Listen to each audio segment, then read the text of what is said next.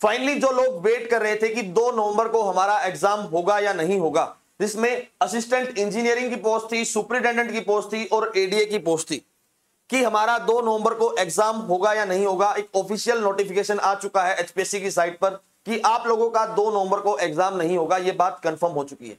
Hello friends, welcome to Vidyarath. Vidyarath के इस platform पर आप सभी का स्वागत है। अब आप लोगों को यह बहुत खुशी हो रही होगी कि हमारा जो एग्जाम था 2 नवंबर को, अब वो नहीं होगा। लेकिन एक बात मैं आपको बता देता हूं कि अब ये एडवर्टाइजमेंट कब तक कंप्लीट होगी ये भी कोई डिसाइड नहीं करने वाला। दूसरी बात, अब बहुत सारी बातें निकल कर आ रही हैं कि 90 दिन के अंदर आपका प्रीलिम्स करवा लिया जाएगा, लेकिन होगा वो सब भविष्य के गर्भ में है। पहले भी मैंने इसी प्रकार से जो बातें कही हैं, लेकिन एक बात मैं बता देता हूं भाई उन सभी को, और ये बात वहां तक पहुंचा भी देना, ठीक है। आप लोग बहुत अच्छा रिस्पॉन्स आप लोगों ने मुझे दिया है, ठीक है। मैंने बहुत सारे लोगों की सहायता करने की कोशिश की है और बहुत सारे लोगों ने मेरे से सहायता ली भी, लेकिन एक बात उन सब तक पहुंचा देना। हाँ, भले ही आपका सिलेबस चेंज हो गया, बहुत अच्छी बात है, ठीक है। आप लोगों को लॉ पढ़ने को मिल गया, हाँ, जीएस से आपका पीछा छूट गया। लेकिन एक बात मैं बता देता हूं, जीएस का पेपर यूपी में भी आता है, बिहार में भी आता है, यूपी जुडिशरी के अंदर भी आता है, और कहीं ना कहीं आपको और जगह भी आपको इंट्रोड्यूस हुआ मिलेगा। लेकिन इस पूरे मुद्दे में सबसे बड़ा लॉस उन बच्चों का हुआ है जो तैयारी करते थे, जो लोग ये वेट करते थे कि हमारी अब की बार एडीए में जॉब लग जाओगी। अब उन बच्चों का क्या? हाँ ठीक है भाई, रिट लगाकर आपने इस भर्ती को डिले करवाया है, भाई किसी का कुछ नहीं बिगड़ता, ना किसी इंस्टीट्यूट का बिगड़ता, ना किसी अध्यापक का बिगड़ता, ना किसी हाईकोर्ट ऑनरेबल हाईकोर्ट का कुछ होता, ना किसी एचपीएससी का बनना। सेम काम एचपीएससी का है, एचपीएससी ने अपनी एडवर्टाइजमेंट दोबारा दे देंगे, आपसे कंडक्ट करवा लेंगे। हाईकोर्ट वाले फिर वही काम है।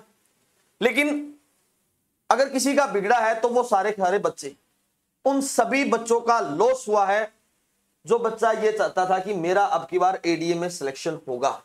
आप लोगों की भर्ती को लेट किया गया है, आपकी भर्ती लेट हुई है, आप लोग ही नौकरी लगने वाले थे और आपकी ही नौकरी लेट होगी। अब आप इस पर एक बात मुझे बताइए कि पर्टिकुलरली सबसे बड़ा लॉस किसका हुआ है? भाई 2 पक्ष हैं, एक पक्ष कह रहा है कि नहीं चेंज होगा, एक कह रहा है कि चेंज होगा। जब 2 लड़ाई होती हैं तो एक लड़ाई में तो जीतेगा। लेकिन मुझे एक बात बताइए, उस लड़ाई का सबसे बड़ा लॉस किसका हुआ?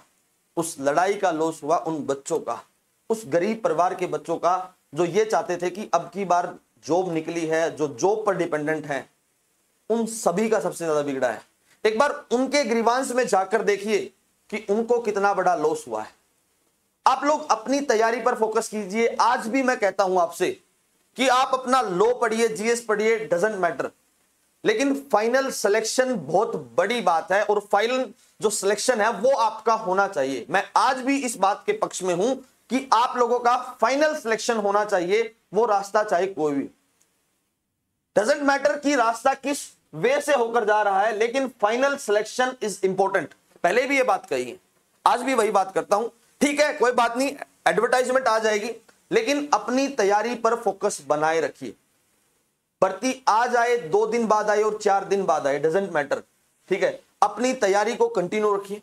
जब तक आप अपनी तैयारी को कंटिन्यू रखोगे तो आपकी सारी चीजें रिवाइज भी होंगी और आपको अच्छा रिजल्ट देखने को भी मिलेगा। आज के लिए इतना ही। That's all for today. Thank you very much and please subscribe to Vidyarath. Vidyarath को सब्सक्राइब करना मत भूलिए भाई। धन्यवाद दोस्तों।